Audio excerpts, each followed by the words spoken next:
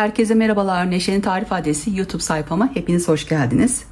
Yine baştan sona bir tığ işi yelek modelinin yapılışını sizinle paylaştım. Yakadan başlanan bir model. Buradaki sayıları veriyorum. Modelimizi kuruyoruz. Koltuk altına kadar örüyoruz. Bu koltuk altına kadar ördüğümüz sayılarımızı artırıp bedenimizi büyütebiliyoruz. Sonra aşağıya doğru etek ucuna kadar ördükten sonra kenar lastiklerini de yapıp yeleğimizi tamamlıyoruz. Şimdi arkadaşlar bu yeleğimi ördüm. Size anlatırken daha açık bir renk kullandım.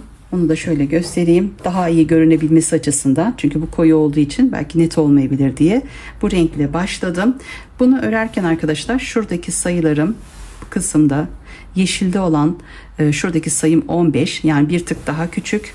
Bu kısmı 18 olarak yaptım. Şimdi ölçülerini vereceğim arkadaşlar. Ona göre sizler de hangi beden uygunsa yapabilirsiniz. Ama elden ele ipten ipe ölçüler değişebilir. Size anlatmış olduğum yeleği önce şöyle bir ölçüsünü vereyim. Şu şekilde açayım. Çünkü bu kısma şöyle lastik uygulayacağız. Şöyle kol altından da büyütüyoruz arkadaşlar şu kısmı.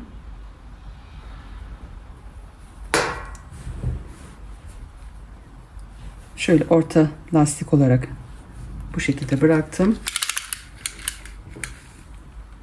Bu şekilde 52 santim geliyor.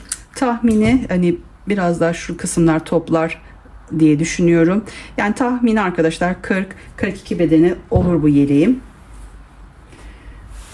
Bu da bitmiş olan yeşil yeleğimizi şöyle tam ölçüsünü vereyim. Aynı dediğim gibi yakası aynı sayıda, sadece şuradaki 15 sıra arkadaşlar. Diğerini 18 sıra yapmıştım. Size 18 sıra olanı anlatıyorum. Ama bu bedende örecekseniz 15 sıra ördükten sonra kol altına anlatmış olduğum gibi yaparsınız.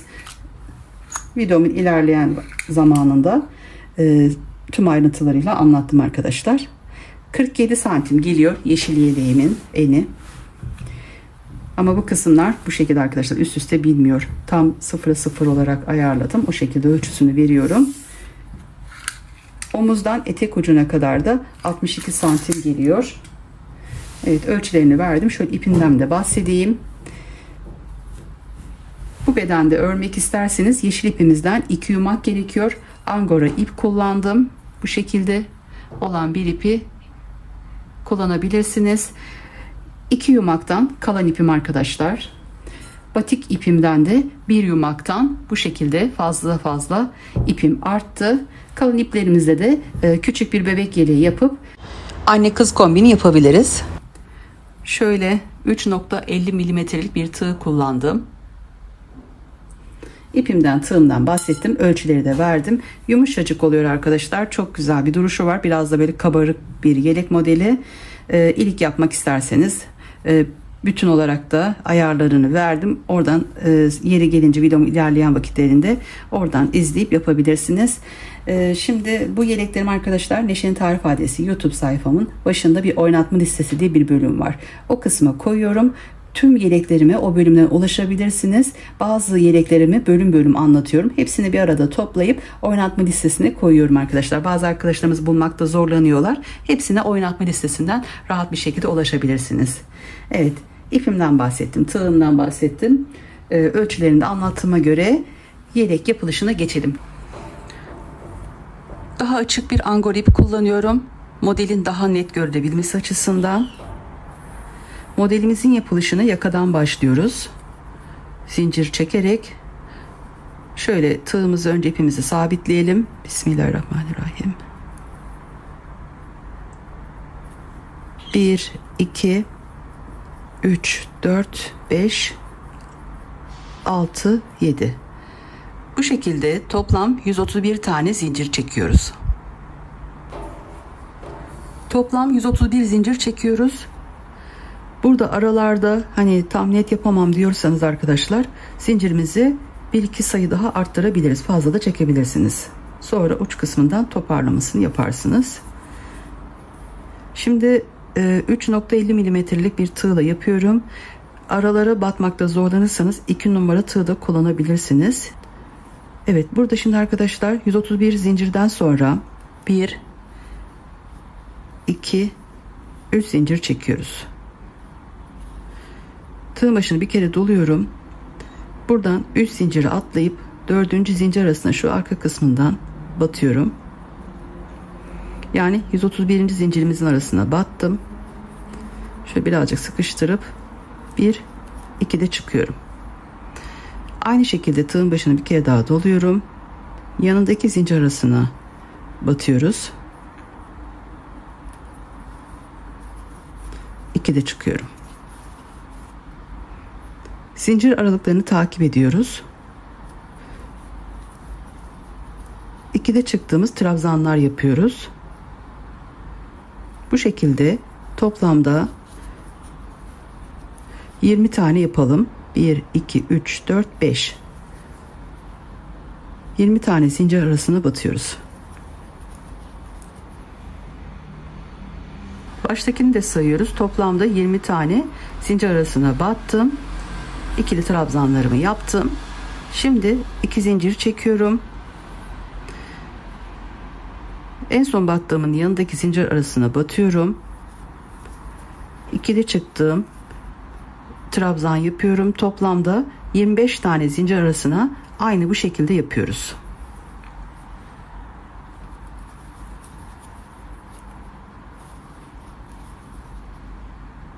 İlk önce 20 tane yaptık arkadaşlar trabzanımızı. Sonra 2 zincir çekip yanındakine battım. 25 tane trabzan yaptım. Şimdi tekrar 2 zincir çekiyorum. Yanındaki zincir arasına batıyorum. 2 de çıkıyorum. Yani ikili trabzan yapıyorum. Aynı burada yapmış olduğumuz gibi zincir aralarına batıyoruz. Toplam 41 tane ikili trabzan yapıyoruz. Toplam 41 tane zincir arasına battım. İkili trabzanımı yaptım. Şimdi 2 zincir çekiyorum. Yanındaki zincir arasına batıyorum. Ve toplamda burada 25 tane zincir arasına batıyoruz. İkili trabzanlarımızı yapıyoruz. Toplam 25 tane ikili trabzanımı yaptım. 2 zincir çekiyorum. Yanındaki zincir arasına batıyorum. Aynı şekilde zincir aralarına batıyorum ve toplam 20 tane zincir arasına yapıp ilk sıramızı tamamlıyoruz. Sona doğru yaklaştığımızda buradaki ipimizi de zincirlerimiz arasına doğru şöyle koyalım arkadaşlar. Bunu da arasından yürütmüş oluruz.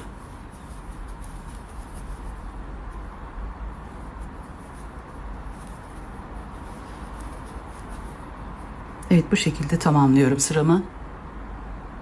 Bu şekilde ilk sıramızı tamamladık. Ayrım yerlerini ayarladık arkadaşlar. En son şu aradan yürütmüş olduğumuz ipi artık buradan kesiyoruz.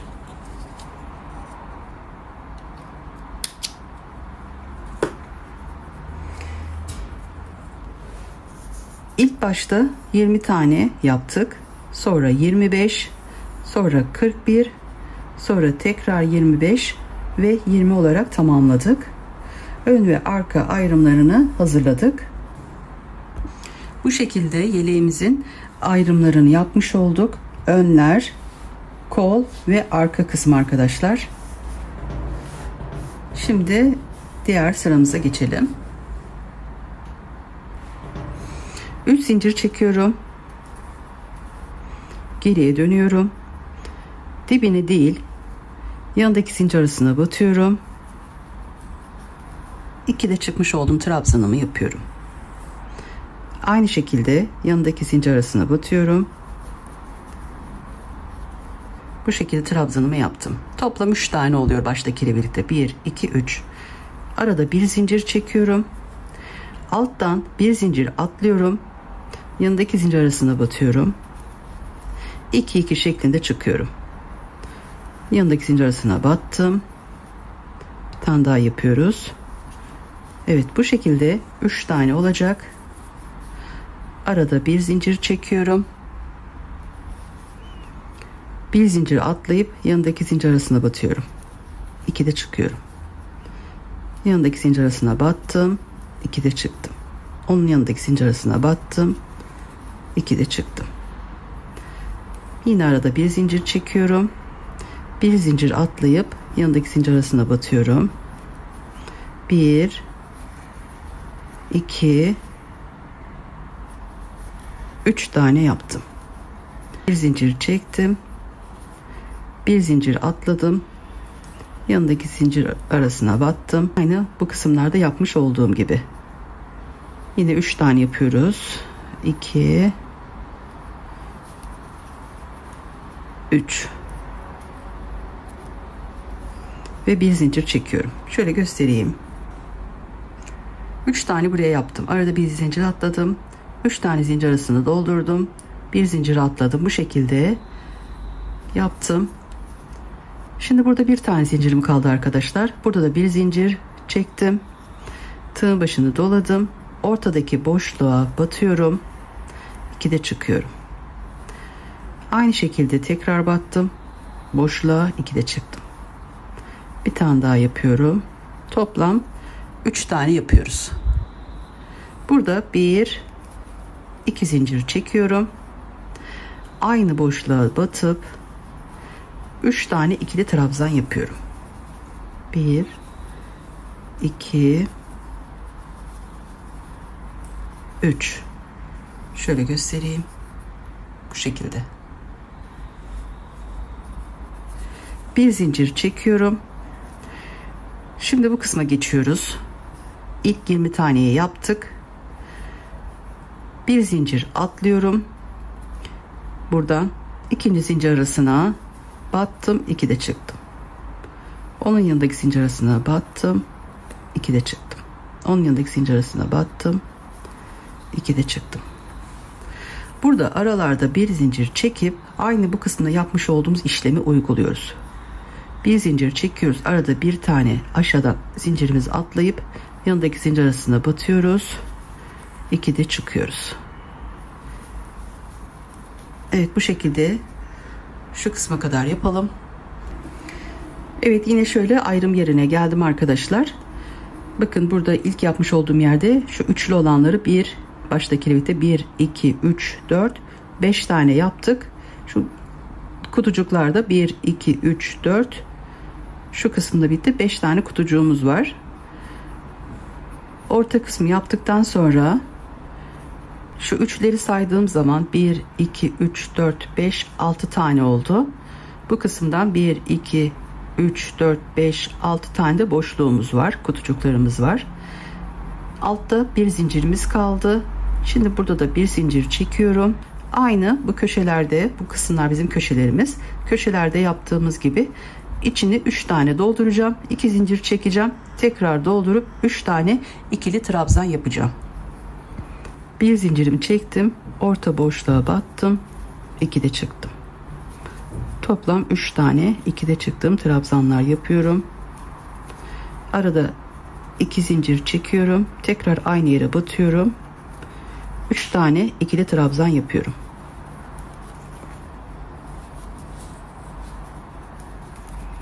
Bir zincir çektim.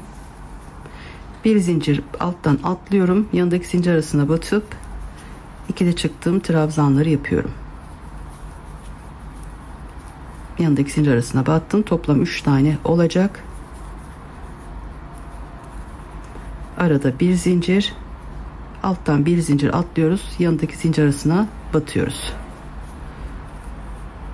Evet. Bu kısımlarda yapmış olduğumuz işlemlerin aynısını arkadaşlar buralarda da uyguluyoruz. 3 tane zincir arasını dolduruyoruz. Arada bir boşluk bırakıp yine sıradaki 3 zincir arasını ikili trabzanımızı yapıyoruz. Buraya gelince de aynı bu köşeler gibi yapıyoruz. Burada uygulamış olduğum bütün işlemleri yapıp sonuna kadar yapalım, tamamlayalım.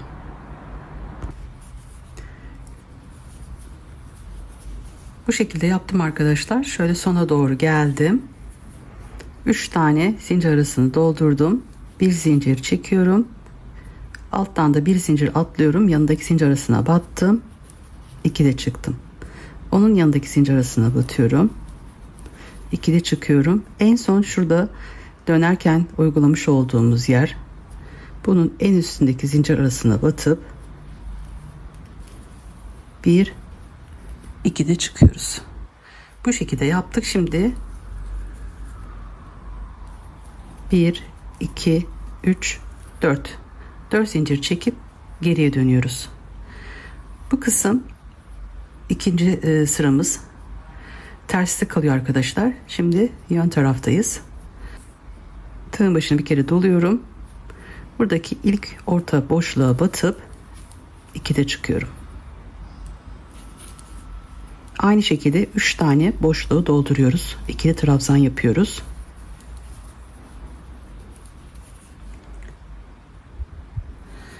Aralarda yine aşağıdaki gibi bir zincir çekip diğer ikinci orta boşluğa batıp 1 2, sonra tekrar aynı şekilde batıyoruz, 2'de çıkıyoruz.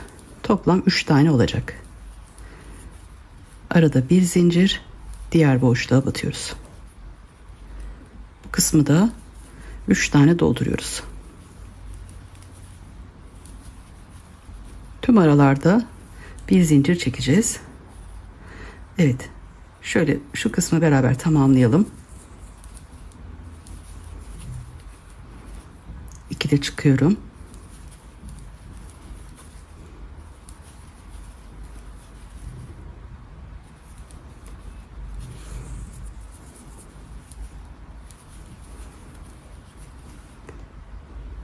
Bir, iki, üç, dört, 5. boşluğu da dolduruyorum.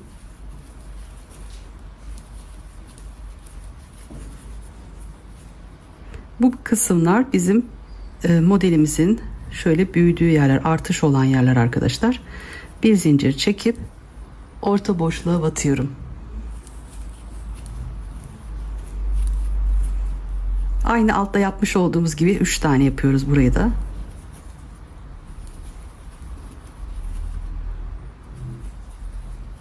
İki zincir çekiyorum. Aynı boşluğa tekrar batıp 3 tane ikili trabzan yapıyoruz. Bir zincir çekiyorum.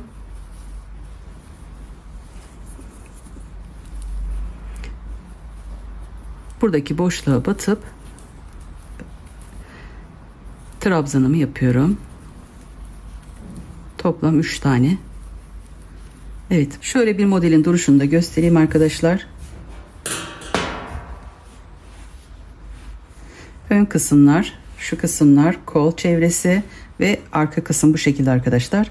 Şimdi şöyle aynı burada yapmış olduğumuz gibi bu kısımları da yapıp sona kadar gideceğiz. Buradaki boşluklara aynı bu kısımdaki gibi 2'de çıktığımız 3 tane trabzan yapacağız. Aralarda bir zincir çekiyoruz. Köşeler aynı buradaki gibi olacak. Bütün işlemleri uygulayalım. Burada yapmış olduğumuz sona kadar gelelim. Sıramı tamamladım. Şurada en sonda yaptığım işlemi de göstereyim. 2 zincir çekiyorum. Tığın başını bir kere doluyorum. Şu ilk baştaki zincirimizin üstündeki zincir arasına batıp 1 2'de çıkıyoruz. Burada bu şekilde bir kutucuğumuz oluyor. Bir zincir çekip bu ipimizi artık burada bırakıyoruz. Bu sıramızı da tamamladım arkadaşlar. Bu şekilde köşemizi ayarladık. Şimdi bu ipimizi koparmıyoruz. Bu şekilde duracak. Bunu burada bırakıyoruz. Şimdi batik ipimize geçiyoruz. Bu ipimiz burada duracak. Bunu koparmıyoruz. Buradan baştan başlayıp sona kadar gideceğiz. Şöyle önce batik ipimizi tığımıza bir sabitleyelim. İlk buradaki boşluğumuzun şöyle arkadaşlar yapalım. Hangi sıra denk geliyorsa zincir arasına batalım.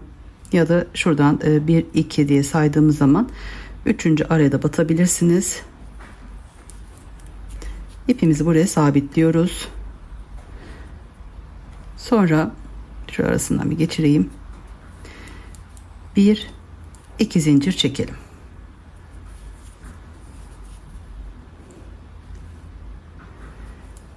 Burada 2 sefer tığımızı doluyoruz. Buradaki kutucuğumuzun altındaki ilk yapmış olduğumuz üçlü trabzanın ilk ortada olan şöyle arasından şöyle geçiriyoruz tığımızı. Buradan çıkartıp önce ikisini, sonra ikisini, sonra ikisini çıkartıyoruz. Tığın başını bir kere doluyorum. Şimdi bu kalmış olduğumuz kutucuğun olduğu yer, orta boşluğa batıp 2'de çıkıyoruz.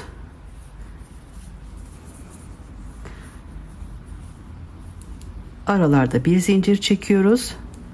Tığın başını bir kere doluyoruz. Buradaki orta boşluğa batıp 2'de çıkıyoruz. Tığın başını 2 defa doluyorum. Şöyle net olsun göstereyim.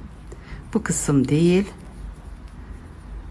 Alttaki trabzanlarımızın, 3 tane trabzanımızın ortadaki trabzanın şöyle arasından şöyle çıkartıp önce ikisini, sonra ikisini, sonra ikisini çıkartıyorum. Hemen tığın başını doluyorum. Kutucuğumuzun içine batıp 2'de çıkıyorum. Ve bir zincir çekiyorum. Diğer kutucuğa geçiyoruz. Önce ikisini, sonra ikisini çıkartıyoruz. İlk birinci bu arkadaşlar. Sonra tığın başını 2 sefer doluyoruz.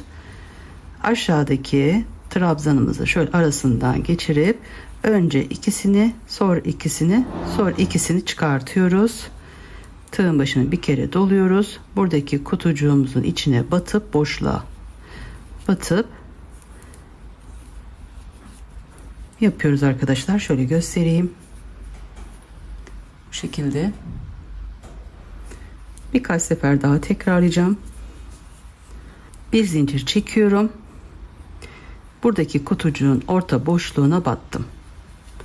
Önce ikisini, sonra ikisini çıkarttım. Buradaki alttaki üçlü trabzanın şu ortasındaki arasından geçeceğim ama önce 2 tane tığın başını doluyoruz. Sonra buradaki şöyle aradan geçirip önce ikisini, sonra ikisini, sonra ikisini çıkartıp tığın başını hemen bir kere doluyorum.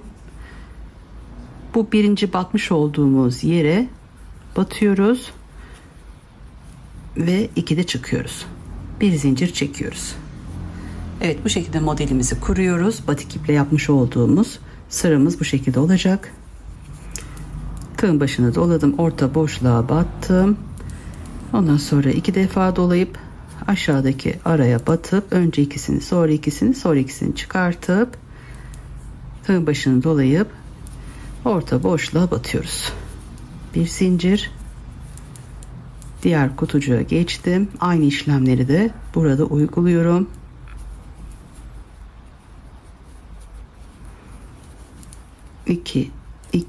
İki şeklinde çıkartıp aynı yere batıyorum. Evet. Bu şekilde oluyor arkadaşlar. Köşeye geldik. Köşeye gelince de bir zincir çekiyorum. Orta 2 zincir çekmiş olduğum araya batıp 2 şekline çıkıyorum. Aşağıda yapmış olduğumuz işlemleri uyguluyoruz. 2'de çıktığımız 3 tane trabzanımız oluyor bu şekilde. Sonra yine aralarda 2 zincir, aynı yere tekrar batıyoruz, 2'de çıkıyoruz. Toplam 3 tane olacak. Bir zincir çekiyorum. Buradaki diğer kutucuk boşluğa battım, 2'de çıktım. Tığın başını 2 sefer doladım. Bir alttaki ilk yapmış olduğumuz üçlü trabzanın ortasındaki aradan batıp 2 şeklinde çıkıyorum. Tığın başını dolayıp buradaki boşluğa aynı şu birinci battığım gibi aynı boşluğa batıp 2'de çıkıyorum ve aralarda bir zincir çekiyorum. Evet. Bu kısımda yapmış olduğumuz işlemleri arkadaşlar buralarda uyguluyoruz. Yine köşeler bu kısımda anlatmış olduğum gibi olacak.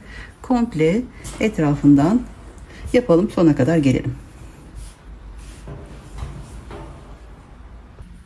Evet, şurada son kısımda nasıl yapıldığını da göstereyim.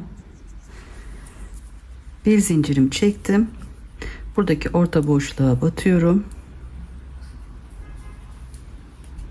2 de çıkıyorum. 2 sefer doluyorum.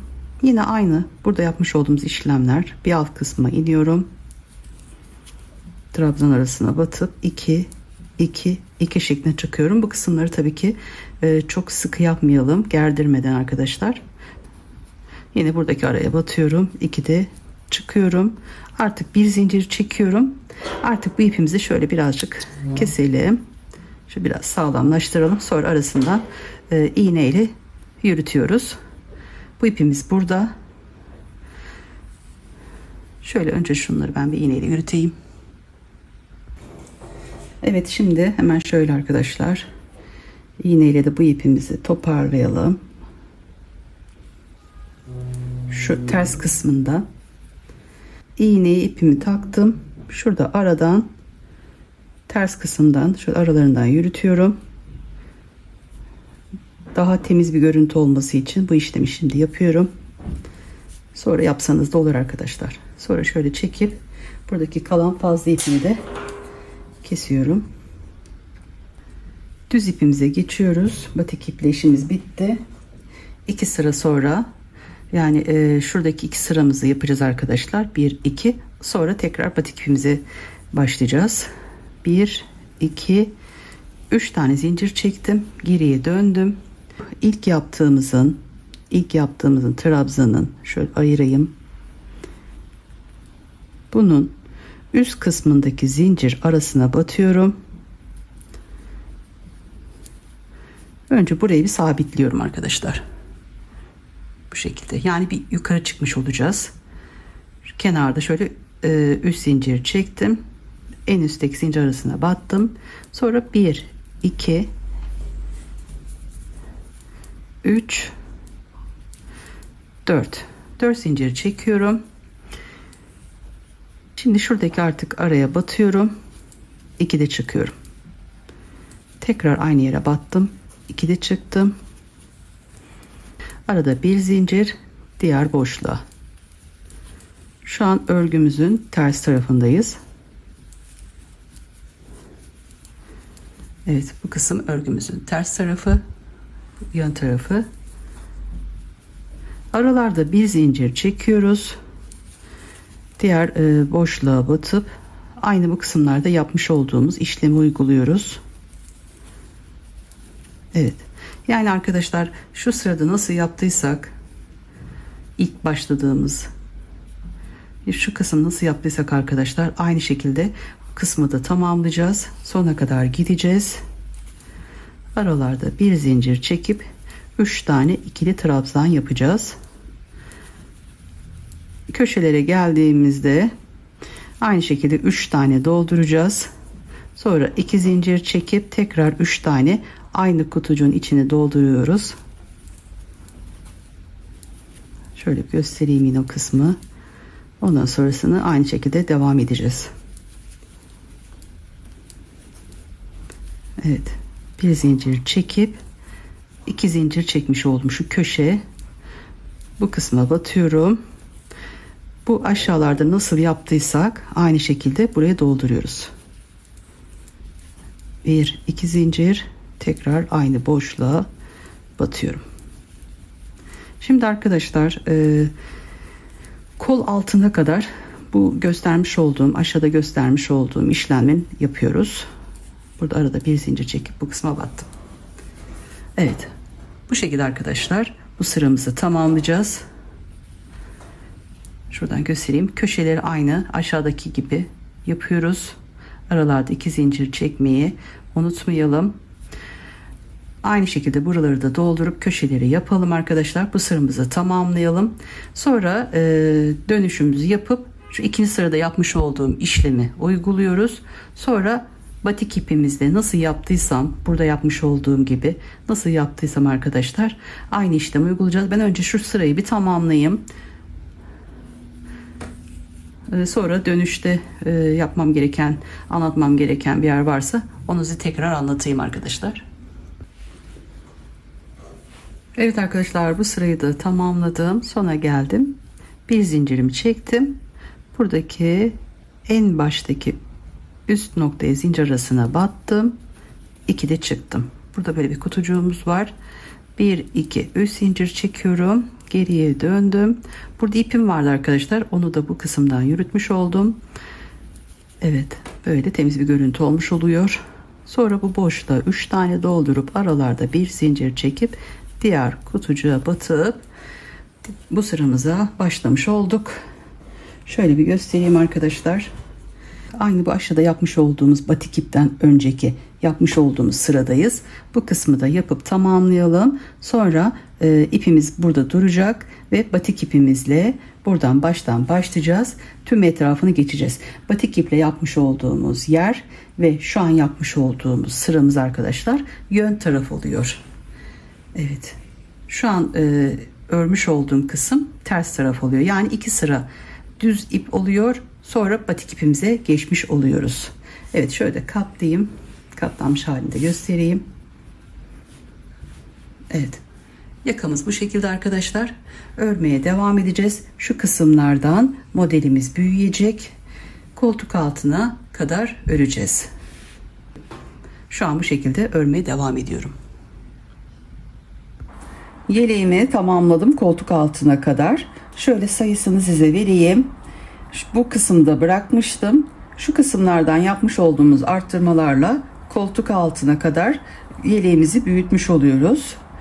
Sayıları da şuradan sayıyoruz arkadaşlar. Kaç sıra yaptığımızı. 1, 2, 3, 4, 5, 6, 7, 8, 9, 10, 11, 12, 13, 14, 15, 16, 17 ve şu ilk başta yaptığımla 18 sıra yapmış oldum. Evet, bu sayıyı ayarlayabilirsiniz kendi bedeninize göre. Şu şekilde omzunuzu alın arkadaşlar, şu şekilde yapın. Yani üzerinize tutun. Sonra koltuk altına bakın arkadaşlar, şu kısma. Yeterliyse örgünüzü bırakın. Şu kısımdan da genişleyecek. Şöyle buradan zincirler çekeceğiz. Ona göre arkadaşlar hani bunun sırasını daha aşağıda uzatabilirsiniz. Yani genişletebilirsiniz bedeninize göre. Ya da 2-3 sıra daha yukarıdan yapabilirsiniz. Ben yeşil yeleği o şekilde yaptım. Onu da şöyle göstereyim. Bu yeşil yeleğimi de arkadaşlar şu kısımdan saydığım zaman toplamda en baştakiyle birlikte 15 sıra olarak ördüm. Bu 18, bu yeleğim 15 sıra olarak yaptım arkadaşlar. Şuradaki batik renkler 1, 2, 3, 4 renk oluyor. Sonra da 2 sıra düzüm var. Düz renkten geçtim. Bunda arkadaşlar 1, 2, 3, 4, 5 sıra batik ip, sonra 2 sırada düz olarak bedenini büyütmüş oldum. Evet, şimdi koltuk altı yapımını ayarlayalım. Yani şuradaki kısmı aynı şekilde başlıyoruz. Bu kısımdan bedenimizi büyütüyoruz arkadaşlar. Kendinize göre ayarlayabilirsiniz bu kısmı. Şimdi 2 sıra düz renk geçtik. Batik ipimize geçmemiz gerekiyor. Batik iple öreceğiz. İpimi tığıma şöyle sabitledim. Batik iple örüyoruz. Batik ip her zaman ön kısımda olacak. Şöyle ilk en baştaki zincir arasına batıyorum. 1, 2, 3, 4 zincir çekiyorum. Ortadaki araya battım. 2, 2 şeklinde çıktım. 2 doladım. Ortadaki zincir arasına battım ve 2, 2 şeklinde uzattım. Yanındaki araya da batıp modelin bir tanesini şöyle tamamladım. Arada bir zincir çektim. Aynı modelimizi yapıp şu kısma kadar gelelim arkadaşlar.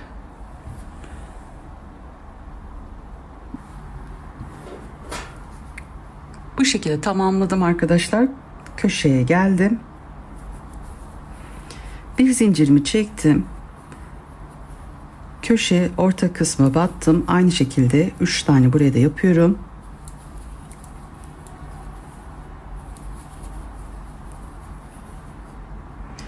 Şimdi burada 2 zincir çekiyorduk arkadaşlar. Bunu yapmıyoruz.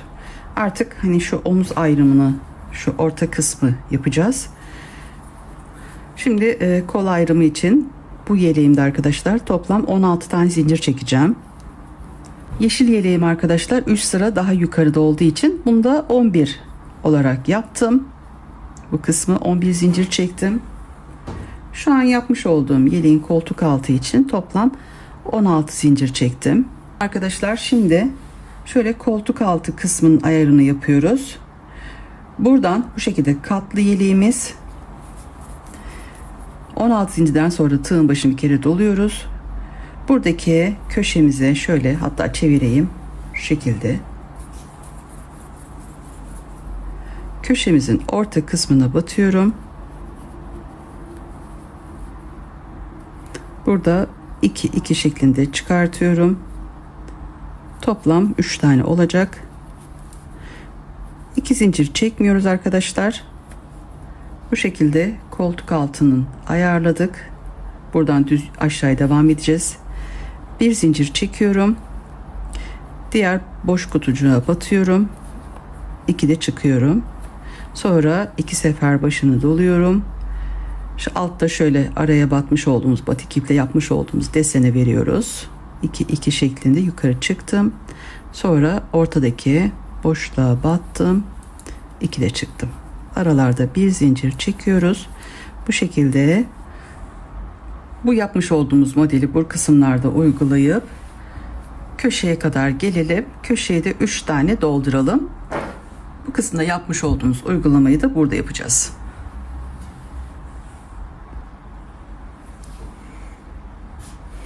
Evet arkadaşlar, bu sırayı da tamamladım. Bu şekilde deseni kurdum. Aynı buradaki yapmış olduğumuz uygulamayı bu kısımda da yapacağız. Köşenin içine 3 tane doldurdum. Toplam 1 2 3 4 5 6 7 8 9 10 11 12 13 14 15 16 zincir çektim. Tığın başını bir kere doluyorum. Buradaki köşe için şöyle yine örgümü çevireyim. Köşeye batıyorum. Şöyle toparlayıp 2 de çıkıyorum. 3 tane içini doldurduktan sonra bir zincir çekiyorum. Artık köşeyi bu şekilde yapıyoruz arkadaşlar. Bu kısma tekrar 2 zincir çekip batmıyoruz. Diğer boşluğa batıp 2 de çıkıyorum. 2 sefer dolayıp alttaki şöyle ortadaki zincir arasından şöyle batıp 2 şeklinde çıkıp desenimizi kuruyoruz. Sonra bir zincir çekip diğer boşluğa geçiyoruz.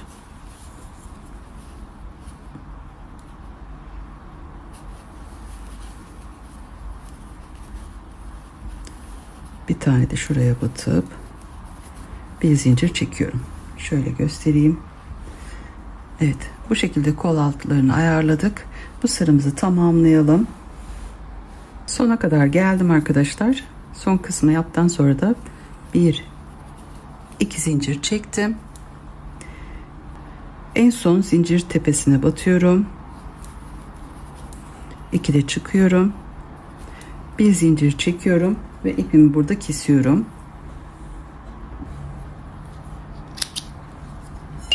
Evet, bu şekilde arkadaşlar. Şimdi batik iple işimiz bitti.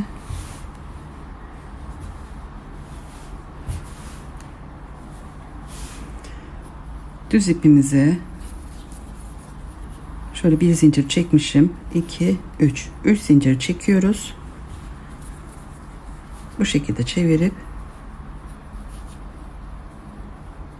en üstteki zincir arasına batıyorum.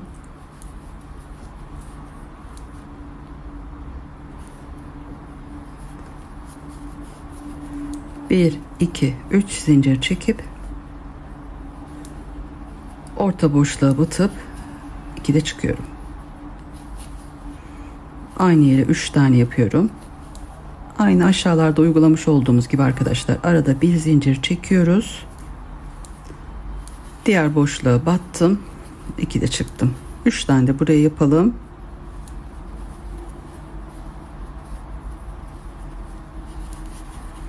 Bu sıramız arkadaşlar bu şekilde şu kısma kadar gelelim. Bu kalın tığım arkadaşlar, şöyle bir tık ince bir tığ alıyorum. Bir zincir çektim. Burada bir zincir atlıyorum arkadaşlar, şu kısımda yanındaki zincir arasına battım, 2'de çıktım. Onun yanındaki zincir arasına battım, 2'de çıktım. Yanındaki zincir arasına battım, 2'de çıktım. Arada bir zincir çekiyorum. Alttan da bir zincir atlayıp yanındaki zincir arasına batıyoruz. Aynı şekilde sıramızı takip edelim.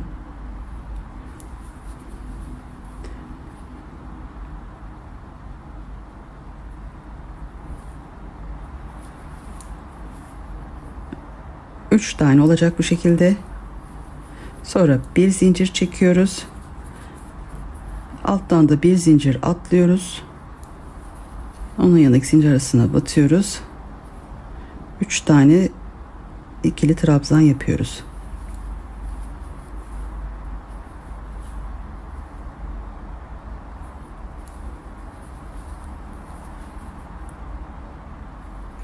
Bir zincir çekiyorum. Bu kısımdan da bir zincir atlayıp yanındaki zincir arasına battım. Onun yanındaki ve yanındaki zincir arasına batıyoruz. Burada da bir zincir kalacak arkadaşlar. Sonra bir zincir çekiyorum. Artık burada şöyle kalın tığımı takıyorum. Buradaki kutucuk boşluk yere batıyorum. 3 tane buraya doldurmuş oluyoruz. Arada bir zincir çekip diğer kutucuğa geçip bu sıramızı tamamlayacağız. Şöyle koltuk altı kısmını göstereyim. Bu şekilde arkadaşlar 1 2 3 4 tane yapıyoruz. Şöyle katladığımız zaman da koltuk altı, şöyle tutayım düzgünce.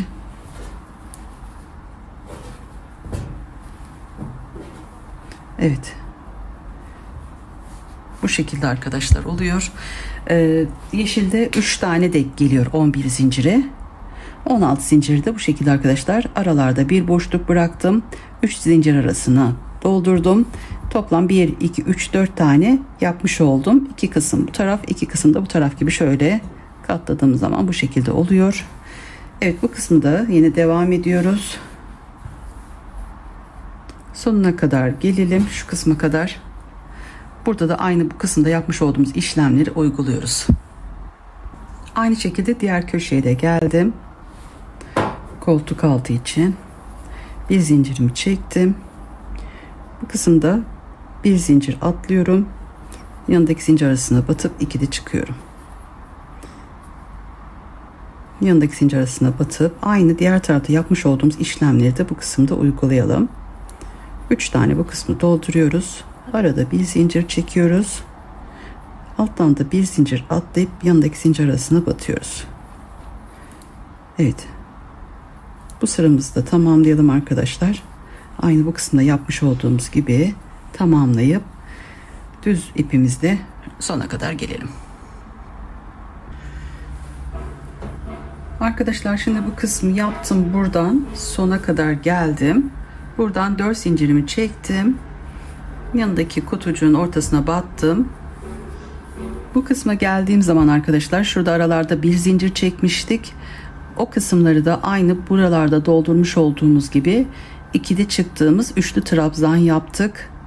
Bu ara kısımlara battım. Bu şekilde buradan devam ettim.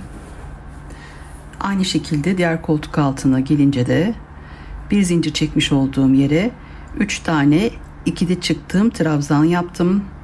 1, 2, 3, 4 tane bu şekilde kol altlarını tamamlamış olduk. Sonra başa geldim arkadaşlar. Artık bundan sonraki yapılan işlemler aynı. İsterseniz bu kısmı düz devam edebilirsiniz. Düz rengimizde örebilirsiniz. İsterseniz de batik ipimizle devam edebiliriz.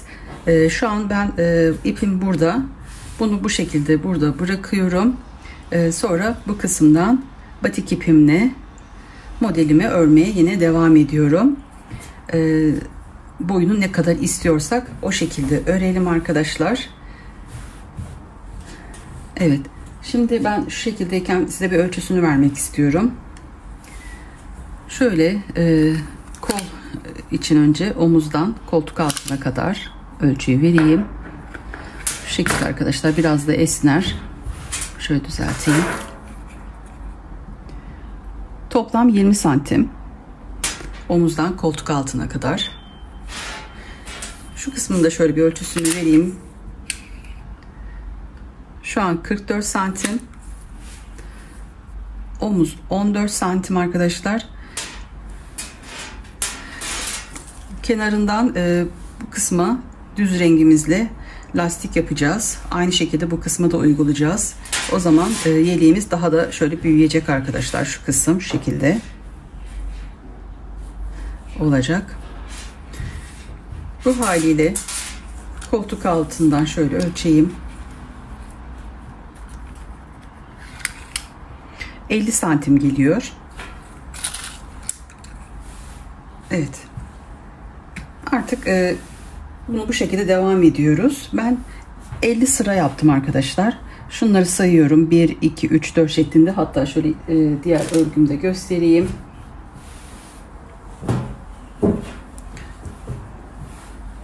Evet. Düz bir şekilde arkadaşlar döne döne yapıyoruz. Batik iplerimizi koparıp devam edeceğiz.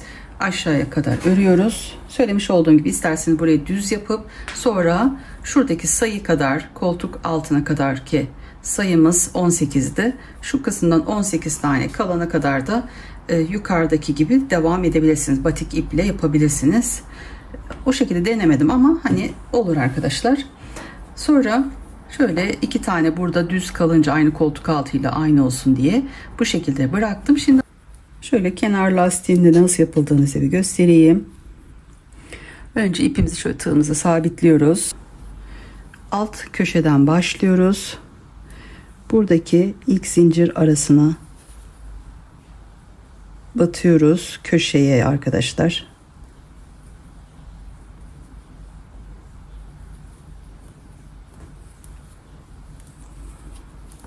Şöyle sıkıştırıp 1 2 zincir çekiyorum. Buradaki ipimi de arkadaşlar şöyle arasından yürüteceğim.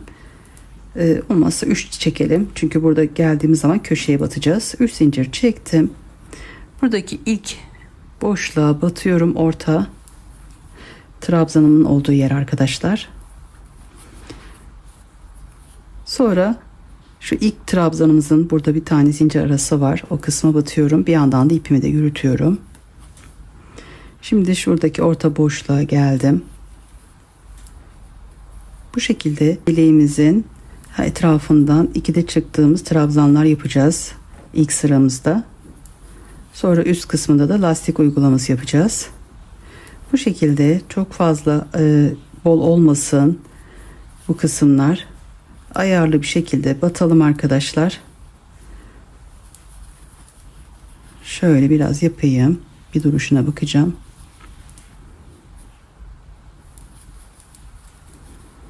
Evet. Bu şekilde iyi arkadaşlar. Hani şöyle çok şu kısımda olmasın. Yani bir bolluk olmasın. Düz bir şekilde. Bunu tüm çevresinden geçeceğiz arkadaşlar. Buradan başladım. Bu kısımdan bu şekilde yaka ve omuz çevresinden sonra bu kısma geliyoruz. Buradan da aynı şekilde yapıp sonra etek çevresinden başlamış olduğunuz noktaya geliyoruz. Evet, bunu tamamlayalım. Sonra ikinci sırayı anlatacağım. Sıramı tamamladım arkadaşlar. Tüm çevresinden geçtim. Şöyle köşelerde arkadaşlar aynı yere bir iki defa batıyoruz. Şöyle bir ovallik olsun, güzel olsun diye. 3 zincirimi çektim. Tığın başını doladım. İlk trabzanımın ön kısmından şöyle şuradan batıyorum arkadaşlar. Bu tarafından şöyle çıkartıyorum. Bu şekilde. Buradan 1 2 de çıkıyorum. Tığın başını doluyorum. Bu sefer sıradaki trabzanın şöyle tığımla şöyle arka kısmından şöyle ön tarafa doğru battım. Bu trabzanın şöyle üstünden attırıyorum. Burada kalıyor yani. Arasından geçirip 1 2 de çıkıyorum. Şimdi yine ön taraftayız. Bu şekilde aradan aynı şu kısımlarda yapmış olduğumuz işlemi yapıyoruz aslında burada. Buradan çıkartıp 2 de çıkıyorum. Sıradaki arka kısımdan şöyle tığım, bakın şuradan arka kısımdan buradaki araya battım. Trabzanın şöyle arasından geçirdim. Bakın bu şekilde, bu yapmış olduğumuz işlemin tersi yani. Bunu buradan çıkartıyorum. 1 2 de çıkıyorum. Bu şekilde arkadaşlar yapacağız. Burada dikkat etmemiz gereken buradaki sıralamalar. Yani bu ön kısımdaysa sonraki arka kısma batmamız lazım. Bunu karıştırmayalım. Dikkat etmemiz gereken bu kısım. Bu şimdi ön kısımda şöyle arasından şöyle geçirdim. Bunu buradan çıkartıp 2 de çıktım. Sonra arka kısma doğru tığımı arasından, sonra bu tarafından yaptığım işlemin tersten yapmış oluyorum yani. Evet, şimdi ön kısımda yani bu alt sırada yapmış olduğumuz işlemleri bundan dolayı yapıyoruz. İkinci sıramızda da bu şekilde yapıyoruz arkadaşlar. Şimdi arka kısımdan bu sıralamaya dikkat ederek tüm yapmış olduğumuz çevresine böyle ikili trabzan yapmış olduğumuz aralara batıp tamamlayacağız. Yaka çevresinden de aynı işlemi yapacağız. Burası tersse burası düz olacak. Bundan sonraki işlem ters olacak. Sonra ön taraftan, sonra arka kısımdan arkadaşlar bu şekilde oluyor. Sonra şöyle göstereyim, şu şekilde şuradan. Evet, bu şekilde örmeye devam ediyoruz. Söylemiş olduğum gibi buradan başladım. Tüm çevresinden başlamış olduğumuz noktaya kadar geliyoruz.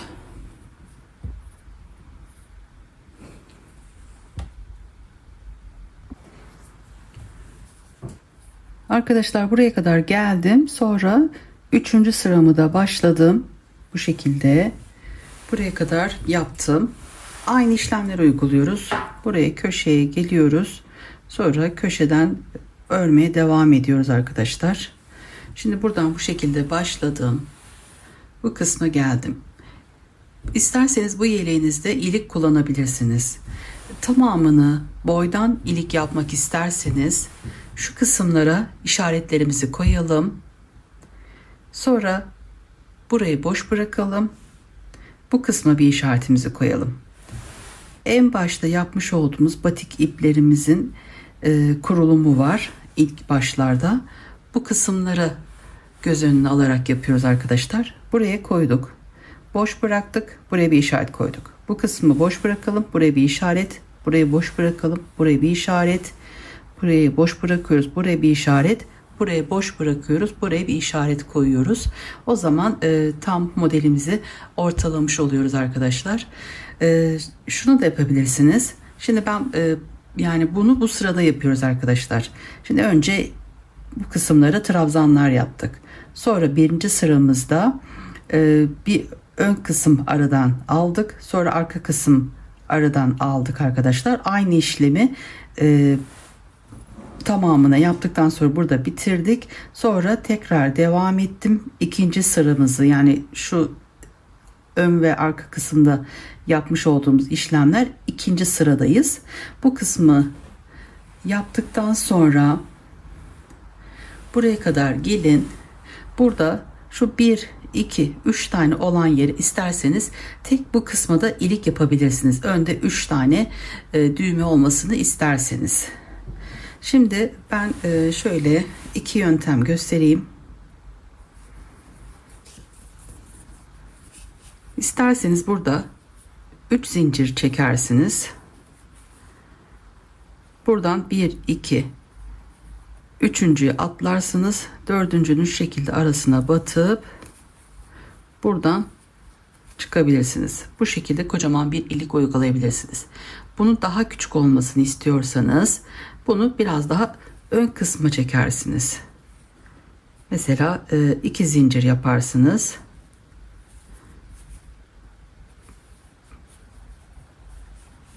Buradan 1, 2, üçüncü ön kısma batabilirsiniz.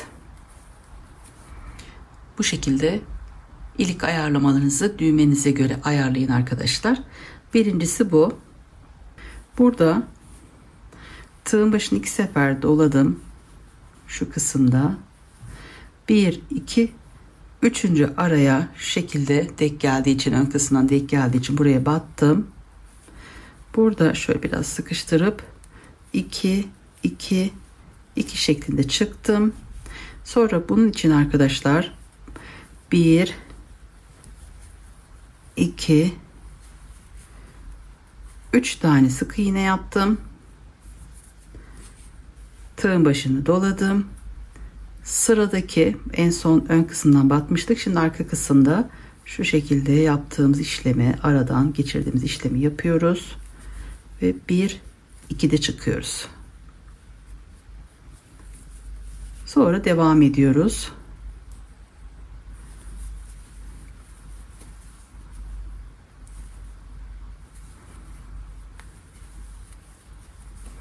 Yani düğmenizin ayarına göre ayarlayın arkadaşlar. Bir kere daha göstereyim diğer tarafta nasıl yapıldığını.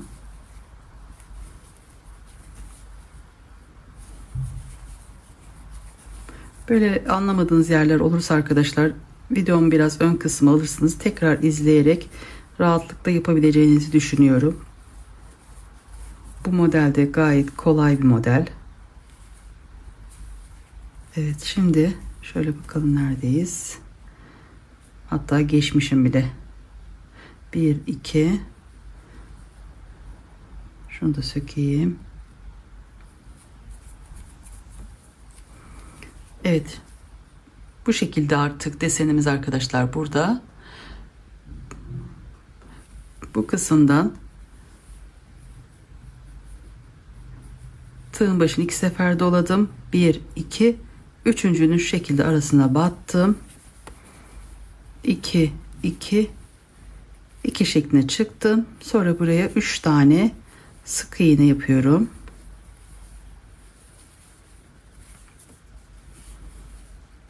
Bu ön kısım. Şimdi arka kısımdan aşağıda yapmış olduğum gibi. Şimdi bu taraftan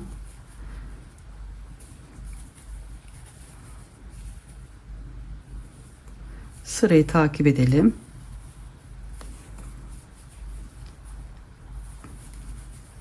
Şimdi 2 tane ilik yerine ayarladık.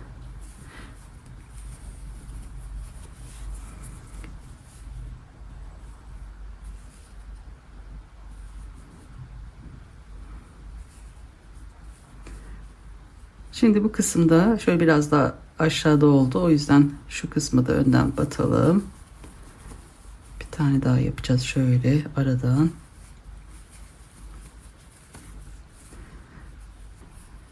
İki sefer tığın üstünü doladım. 1, 2, üçüncü araya battım. Bu şekilde çıkıp sonra 3 tane sık iğne yaptım.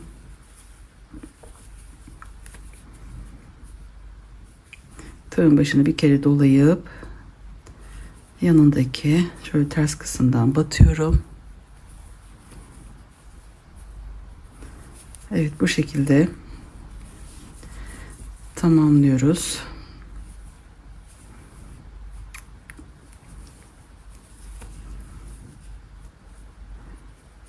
Şöyle uç kısmı da bir yapalım.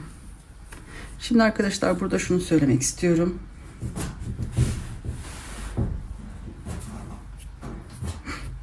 Evet, burada 1 2 3 tane ilik yeri koyduk arkadaşlar. Şöyle yakamıza bir bakalım.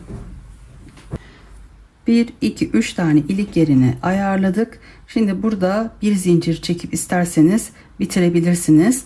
Şu yakaya bakın arkadaşlar.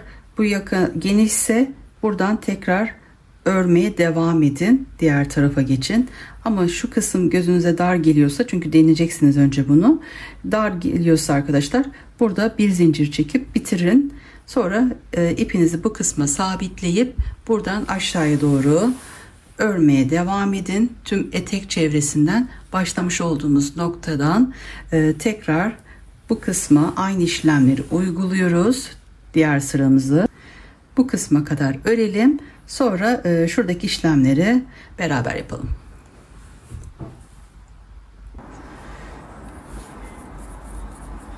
Ördüm, iliklerin olduğu yere geldim.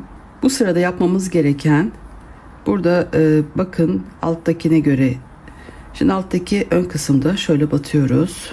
Bu kısımda biraz şöyle tığımızı biraz sıkıştırıp yapalım arkadaşlar, toplu olsun.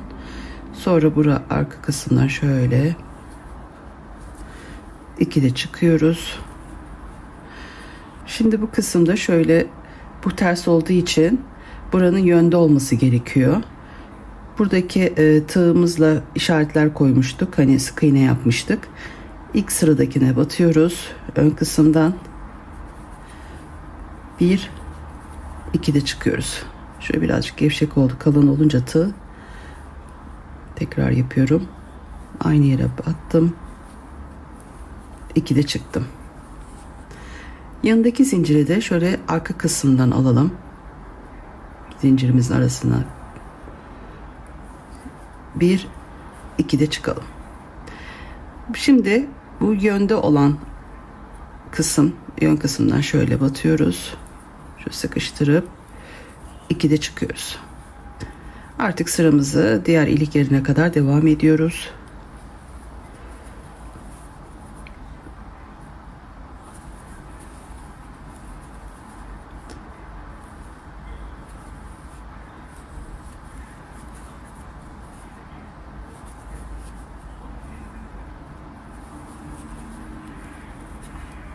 Bu kısımları dediğim gibi arkadaşlar çok gevşek yapmayalım. Şöyle biraz toplu dursun.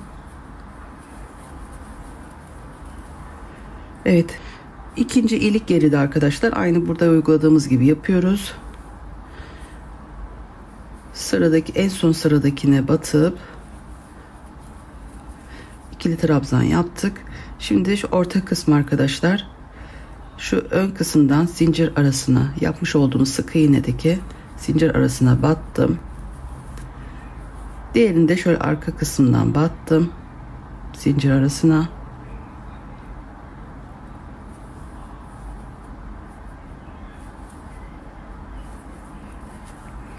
Sıradaki araya da batıp artık diğer ilik kısmına kadar işlemleri uyguluyoruz. Şöyle bakalım. Evet, bu şekilde arkadaşlar.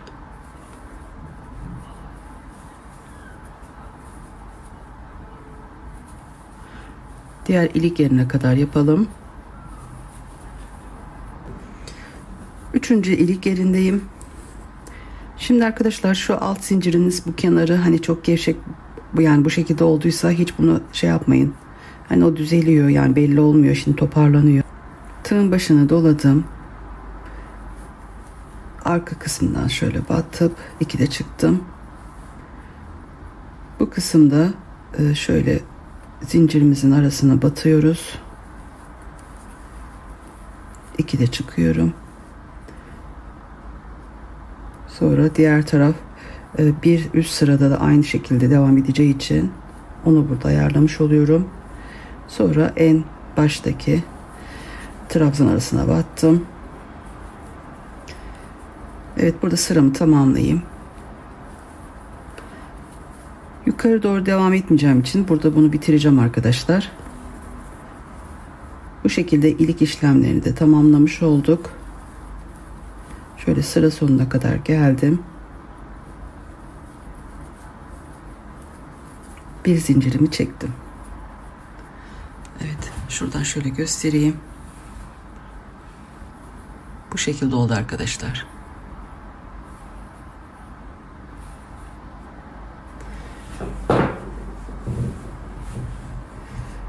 Şimdi bu sıramızı da yaptık arkadaşlar. Şimdi burada ipimi keseceğim. Sonra bu kısımda ipimi sabitleyip tüm etrafından tekrar geçiyorum ve bir sıra daha yapacağım aynı işlemi. Sonra bu lastiğimizi tamamlamış oluyoruz. Aynı işlemleri kol çevresinden de yapıp yeleğimizi hayırlısıyla tamamlayalım arkadaşlar.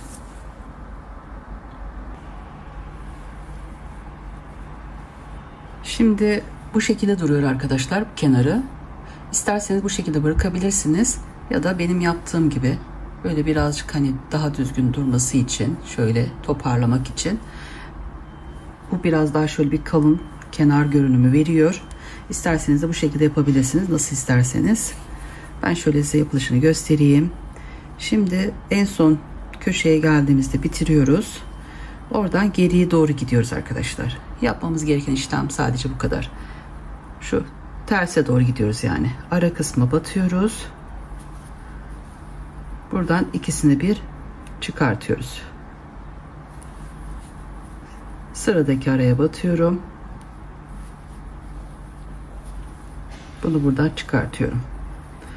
Bu şekilde tersten tüm aralara batıp tamamlayalım. Evet, bu şekilde arkadaşlar. O zaman bu şekilde oluyor. Güzel bir görünüm oluyor. Daha tok duruyor kenarlar. Evet. En son bunu da yaptıktan sonra yeleğimizi artık tamamlıyoruz. Bu şekilde yeleğimi tamamladım arkadaşlar. Tüm çevresinden ters batarak şu şekilde bir görüntü elde ettik. Tüm çevresinden bu işlemi uyguladım. Etek çevresi bakın şu şekilde kalın bir görüntü elde etmiş olduk. Yakayı yaparken arkadaşlar şu kısımlara birinci değil ikinci trabzan arasına battım şu kısımdan köşelerde arkadaşlar. O da bu şekilde güzel bir görüntü elde ettik. Daha düzgün toparlanmış oldu yeleğimiz. Evet, yeleğim bu şekilde oldu arkadaşlar. Sizler nasıl buldunuz? Sizler de yapabildiniz mi? Şimdi bunları da yorumlarda belirtirsiniz. Evet, elimden geldiğince, dilimin döndüğünce anlatmaya çalıştım. Videomun da sonuna gelmiş bulunmaktayım. Beni izlediğiniz için hepinize çok teşekkür ediyorum. Başka tariflerde görüşmek üzere. Kendinize ve sevdiklerinize iyi bakın. Allah'a emanet olun. Hoşça kalın.